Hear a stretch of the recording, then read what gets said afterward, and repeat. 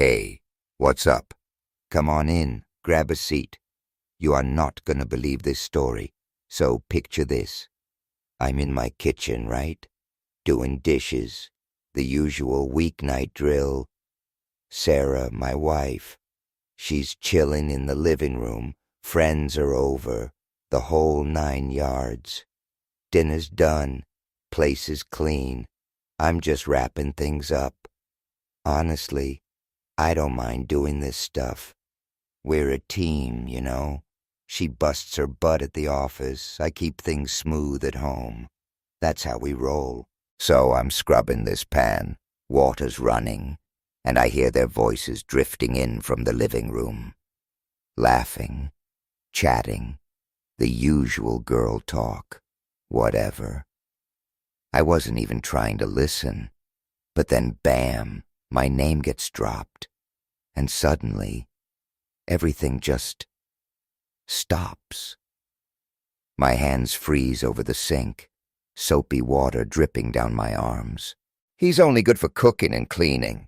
That's what I hear. Sarah's voice, clear as a bell. For a sec, I'm like, did I just imagine that? But then it hits me, laughter.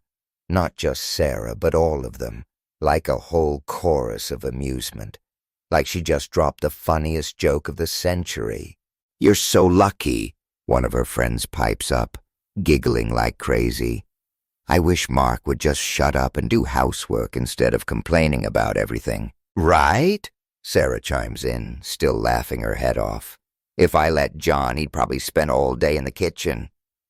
More laughter, more jokes. They're all taking turns now, adding fuel to the fire, turning me into some kind of punchline. Dish towel in hand, I'm just standing there, frozen, listening to the woman I've spent years with, the woman I thought I knew, reduce me to this, a glorified housekeeper. And it wasn't just what she said, it was how she said it. No respect in her voice, no warmth, no anything. Just pure, unadulterated mockery, like I was pathetic for taking care of her. Like I was less of a man because I made sure she never walked into a messy apartment or faced an empty fridge after a long day battling the sharks on Wall Street. I could have stormed in there, right? Called her out, demanded to know what the hell she thought she was doing, humiliating me like that in front of her friends. But I didn't. I just stood there, staring into the swirling, soapy water, feeling something inside me shift. Something crack. Maybe it was the realization that she didn't see me as an equal. Maybe it was finally understanding that all this time I'd been pouring my heart and soul into someone who didn't even respect me. I don't know. Time just kind of blurred. Their laughter filled the apartment, echoing in my ears, but it felt distant, unreal. Finally, it died down. The giggles faded, the chatter picked up again, like nothing had happened. I placed the dish towel on the counter, slow and deliberate, and walked out of the kitchen. I didn't want to look at her, didn't want to see that smug look on her face, basking in their amusement, reveling in the image of me as some kind of joke. I went to bed, just like that. Lay there staring at the ceiling of our Upper West Side apartment, feeling calm, strangely calm. I expected anger, rage even, but it was something else, colder, clarity, years. I'd spent years trying to be the best husband I could be. Never saw it as a sacrifice, you know, because I actually believed we were a team. Partners, but now I saw it. She didn't see me that way. I was just convenient, a tool, and tools could be replaced. That was it. That night, something changed. No yelling, no fights, no dramatic confrontations. I didn't even let on that I'd heard a thing. But I knew deep down things would never, ever be the same. Next morning, I'm up before her, like always, staring at the ceiling, letting the silence of the apartment settle around me.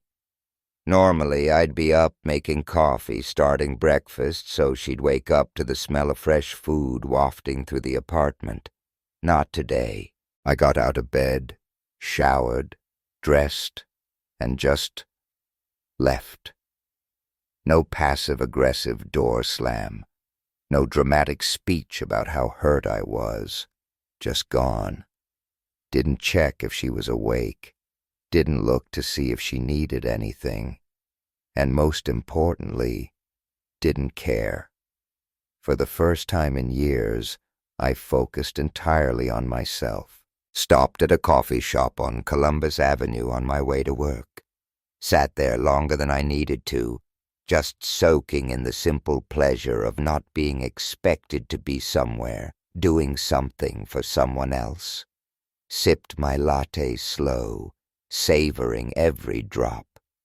Usually, I'd be rushing, already thinking about getting back to the apartment after work, making sure she had everything she needed before she even had to ask. Not anymore. Didn't text her during the day to check in.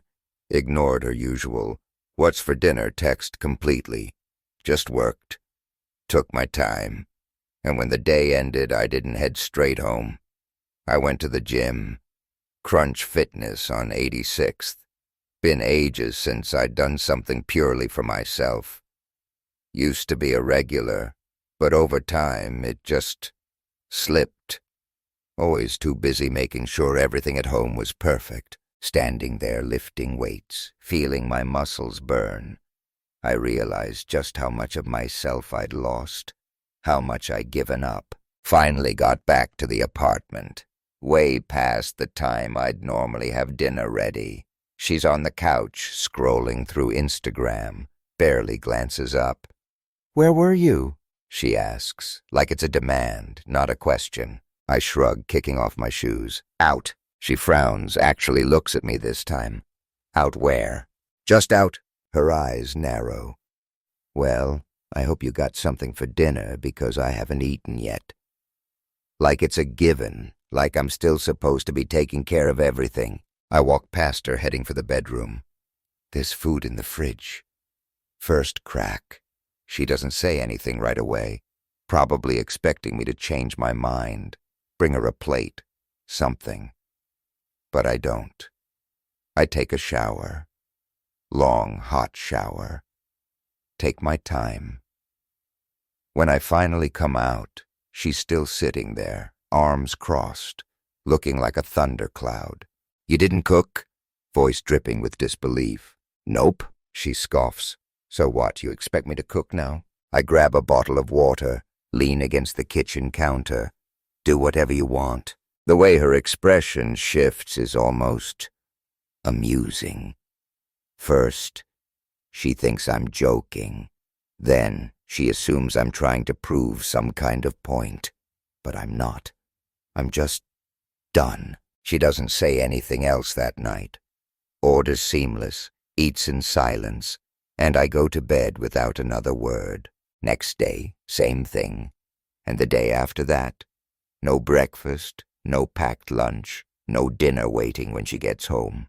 I still clean up after myself, my dishes, my side of the bed if I use anything. But I stop cleaning up after her. Laundry piles up. Dishes sit in the sink longer than usual. First, she acts like she doesn't care, like it's some kind of game.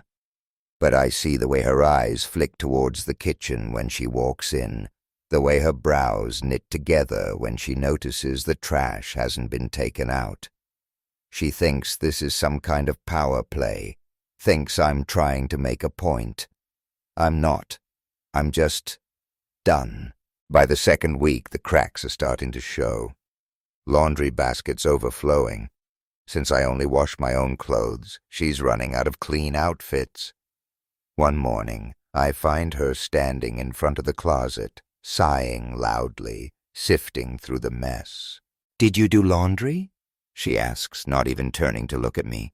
For myself? Yeah, I say casually, grabbing a clean shirt from my neatly folded pile. She scoffs. Really? I shrug. Don't have an issue washing my own clothes. Her jaw tightens. I can tell she wants to argue, wants to tell me I'm being petty, but she stops herself. Instead, she grabs some wrinkled shirt from the back of the closet and storms off. That night, she tries something new.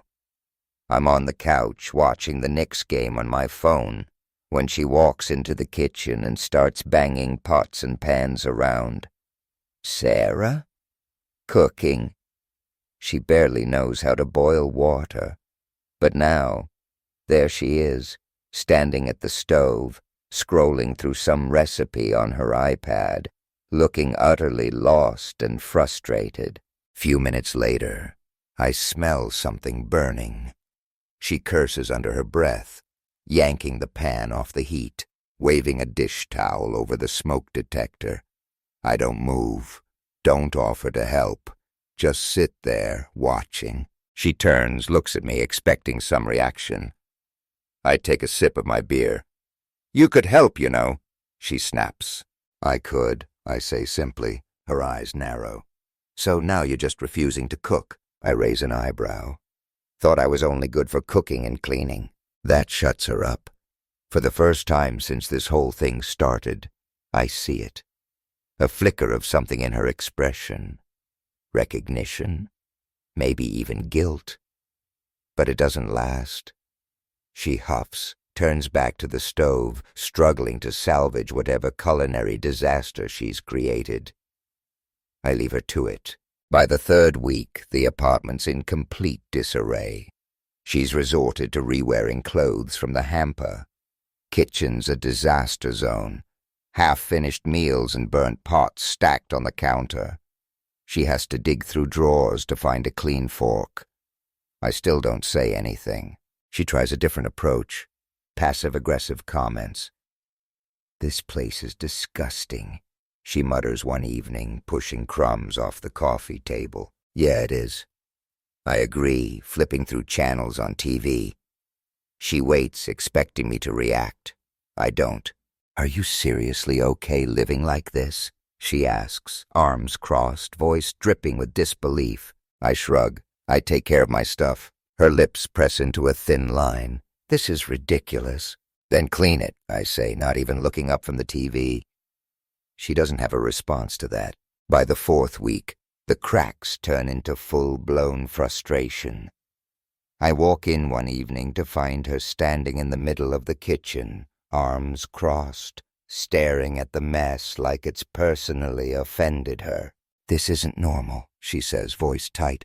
What isn't? This, you refusing to do anything. I lean against the counter, tilting my head. Refusing? I'm just not doing everything for you anymore. She stares at me, and I can see it now. The slow dawning realization that she'd never appreciated what I did until it was gone. She'd laughed at me, mocked me, made me feel small for taking care of our home. Now, she's standing in the wreckage of what she'd taken for granted, and I'm perfectly fine watching it all fall apart. The apartment had become a battlefield, not in the yelling and screaming way, quieter than that. A war of silence, of avoidance, of shifting responsibilities that were no longer mine to bear. She was unraveling. I could see it in the way she walked past the mess without her usual dismissive shrug, how she hesitated before opening the fridge, realizing there was no prepared meal waiting for her, in the way she checked her phone more often, expecting me to remind her to do the things I used to handle automatically. But I was done being her safety net. She tried to act like it didn't bother her, but by the end of the month, her frustration was impossible to ignore. One night I came home later than usual, started going out more.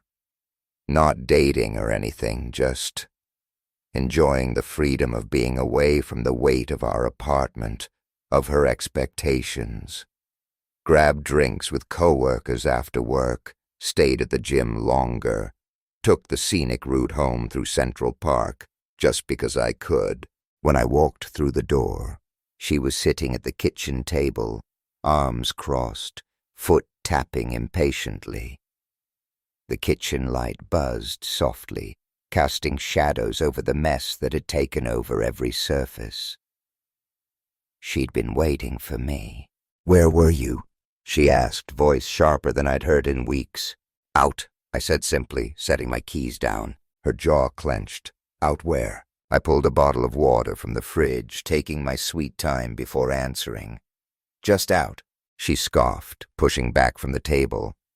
"You're really going to act like this, huh? Like you don't care?" I leaned against the counter, studying her. She looked different, tired. Hair was a mess, dark circles under her eyes. Still wearing her work clothes, but they were wrinkled, like she hadn't even bothered to change after getting home. First time in years she looked exhausted. And that's when I knew. She finally understood. This wasn't about me playing some petty revenge game. This was about her realizing just how much I'd done, how much I'd held our life together, and how little she'd ever appreciated it. She'd spent so much time mocking me, devaluing me, making me feel less of a man for cooking, cleaning, and taking care of her. But now, without me, she was falling apart. She exhaled sharply, standing up. "Fine," she muttered. "I'll just do everything myself then." I didn't stop her. Watched as she stomped towards the sink, turning on the water way too hard.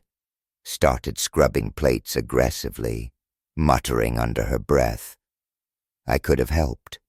Could have stepped in, taken the sponge from her hands and washed the dishes like I always did. But I didn't. She wasn't entitled to my help anymore. Next morning, she tried a different tactic. Instead of anger, she played the victim. "I don't understand what's happening to us," she said, sitting on the edge of the bed, voice softer now. "We used to be a team." I glanced at her. "Did we?" She frowned. "Of course we did." I shook my head, standing up, heading for the closet. "No, I was a team. You were a spectator." That shut her up. She looked down at her hands, picking at her nails. For the first time, no snarky comeback, no joke, no eye roll, no sarcastic remark, just silence. But it was too late for reflection.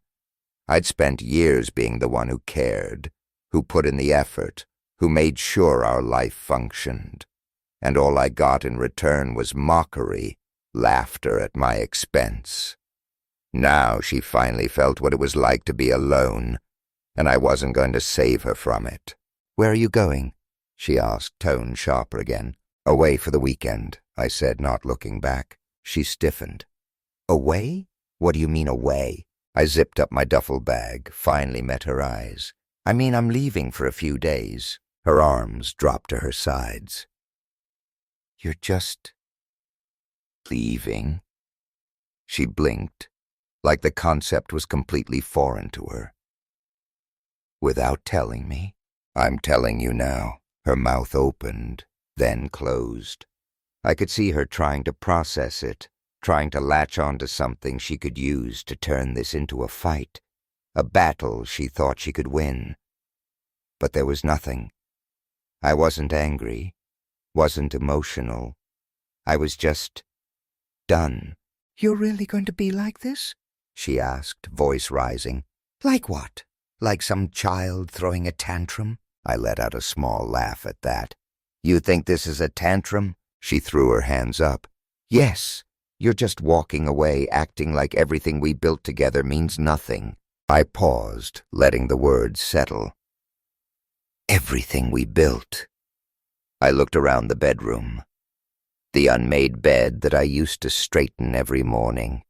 The laundry hamper overflowing with clothes she hadn't bothered to touch, the empty nightstand where I used to leave little notes, or her favorite snacks, just because. It wasn't we, Sarah. It had never been we.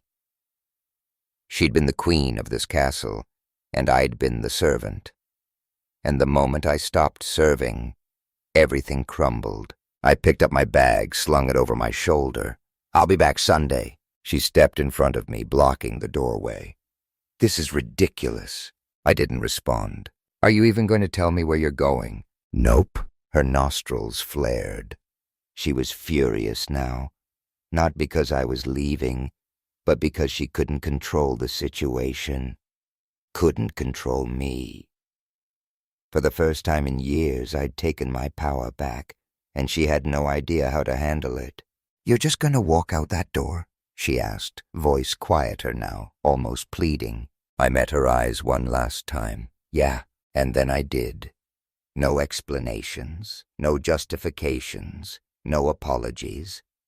I walked out, leaving her standing there alone in the mess she'd created.